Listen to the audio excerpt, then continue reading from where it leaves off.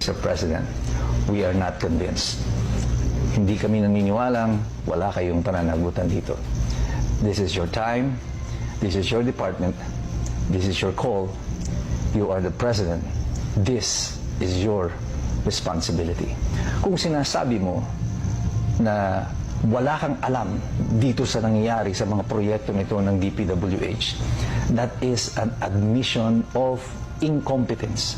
Sabihin na natin hindi ka korap. Sabihin na natin na totoo nga na hindi ka nagkasama sa pagnanakaw dito sa mga proyekto na ito. Maari yan ay totoo, maari hindi. Pero pagpalagay na natin na yan ay totoo.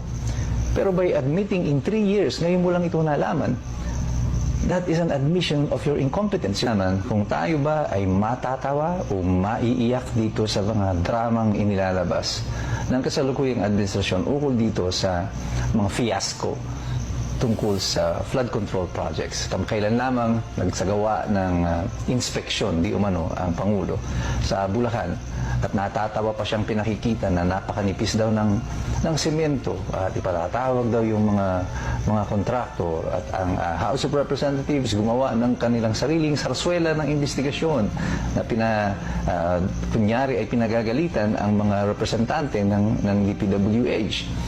Pero wala naman nagpapatawag doon sa mga kontraktor.